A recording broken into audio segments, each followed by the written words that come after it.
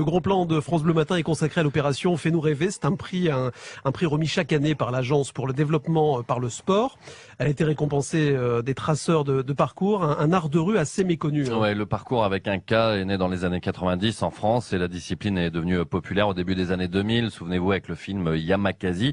À Roubaix, des jeunes pratiquent le parcours depuis une dizaine d'années. Ils ont été lauréats de cette opération Fais-nous rêver, ce qui leur permet depuis 2 ans de s'entraîner dans une salle de gym à Sizouin, près de Villeneuve-d'Ascq. Et depuis, les traceurs sont de plus en plus nombreux. Le reportage est signé Maud Roubaud.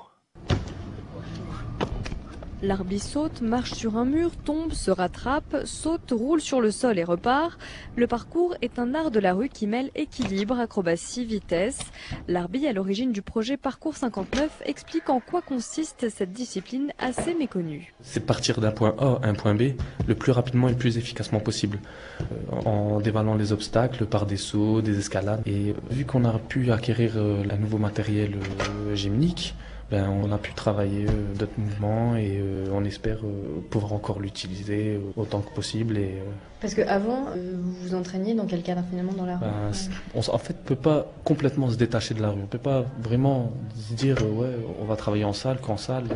Non, le parcours, on est obligé de faire au moins du 50-50. Sullivan a rencontré l'arbi dans les rues de Roubaix en traçant son parcours, un art qu'il avait découvert dans un reportage télévisé.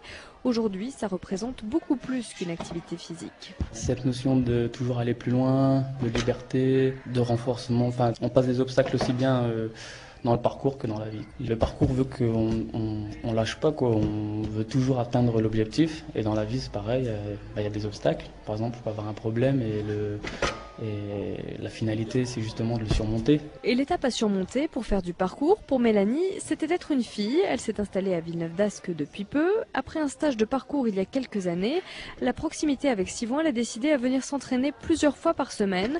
Et être une des rares filles au milieu d'une quarantaine de garçons ne pose aucun problème. Même s'il y a beaucoup plus de garçons que de filles, on n'est pas laissé à part lorsqu'on fait les étirements, les échauffements, les sauts, tout ça. Les garçons nous prennent vraiment en charge, nous montrent des exercices à faire.